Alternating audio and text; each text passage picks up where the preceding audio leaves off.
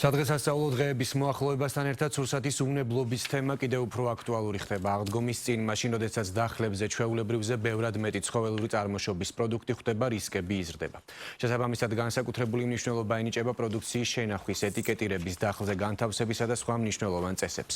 იმისთვის, რომ დახლიდან სუფრაზე მოხვედრილი ცხოველური წარმოშობის პროდუქტები ჯანმრთელობისთვის საფრთხის შემცველი არ იყოს, სურსათის ეროვნული სააგენტო კონტროლის უფრო მკაცრ რეჟიმზე გადადის. მოწყებაში მომხმარებლის განსაკუთრებულ როლზე ამახვილებენ ყურადღებას და საჭირო რეკომენდაციების ჩამონათვალს ავრცელებენ. მარიამ ბერძენიშვილი გვეტყვის განსაკუთრებით რაზე უნდა გავამახვილოთ ყურადღება ცხოველური წარმოშობის პროდუქტების შეძენისას. რას უნდა მივაქციოთ ყურადღება ხორცისა და კვერცხის შეძენისას?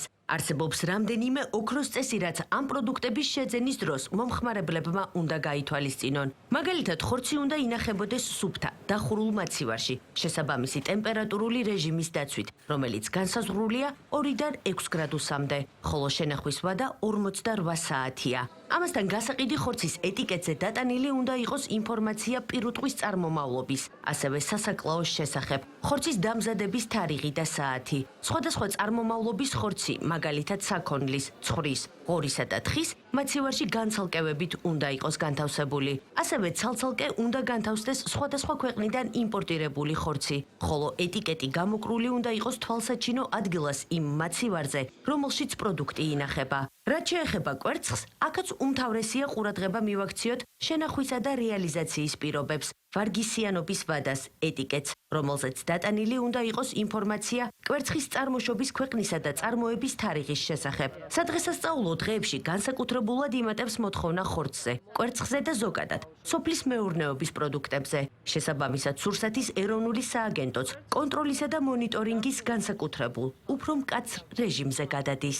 ჩვენ გვაქვს არაერთი მექანიზმი კონტროლის, ანუ მაგალითად ინსპექტორება, როცა შევდივართ და საწარმოო პროცესს ვამოწმებთ. მაგალითად დოკუმენტური შემოწმება, როდესაც შევდივართ სარეალიზაციო ობიექტში და მუდმივად ვამოწმებთ განთავსებული ბაზარზე განთავსებული სურსათის ეტიკეტს, რეალიზაციის პირობებს. ეს რუტინულად მიმდინარეობს მუდმივად.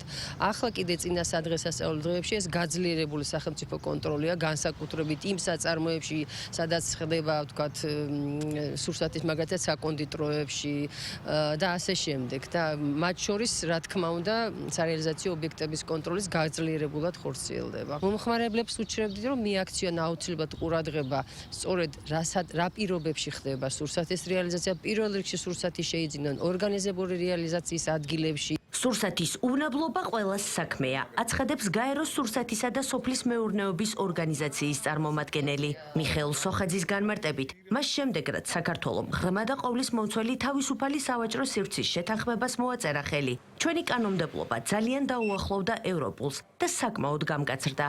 შესაბამისად, სოხაძის თქმით, სურსათის ეროვნული სააგენტოც კანონის შესაბამისად მოქმედებს, თუმცა სპეციალისტი იმასაც აღნიშნავს, რომ რისკების თავიდან აცილების მიზნით მნიშვნელოვანია თავად მომხმარებლის როლიც, რათა მეტი ყურადღება გამოიჩინოს პროდუქციის შეძენისას. დაახლოებით 200-მდე დაავადება შესაბამისად მათი ჩამოთვლილ შორს წაგვიყვანს, თუმცა განსაკუთრებული რაც ალბათ ყველამ ვიცით უკვე ეს არის სალმონელოზი, რაც კვერცხის შემთხვევაში საკმაოდ დიდი რისკის მიმატარებელია. აი რაც შეეხება ხორცი, ჩვენ ეგეთ წესი გვაქვს, მოგწონს გარეთ ჰაერზე ჩამოკიდებული, სუფთა ჰაერზე ჩამოკიდებული 1000 ფიზიკური, ქიმიური დაბინძურება, არ ვიცი რა.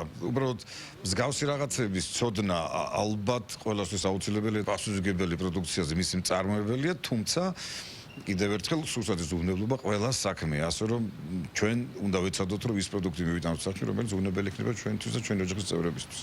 არაოფიციალურ სავაჭრო ადგილებში ხორცისა და მისგან წარმოებული პროდუქტის ფასი შესაძლოა განსხვავდებოდეს სპეციალიზებულ მაღაზიებში და ჰიპერმარკეტებში არსებული ფასებისაგან. თუმცა სპეციალისტების განცხადებით, მნიშვნელოვანია მოსახლეობას ახსოვდეს, რომ ვეტერინარული ზედამხედველობის გარეშე დაკლული და რეალიზებული ხორცისა და ცხოველური წარმოშობის სხვა პროდუქტებისგან, როგორიც არის რძე, ყველი, თევზი, კვერცხი და ასე შემდეგ, ადამიანის დაავადების რისკი საკმაოდ მაღალია. ინფიცირებული ცხოველისგან ადამიანს შეიძლება გადაედოს სიცოცხლისა და ჯანმრთელობისთვის საშიში დაავადებები.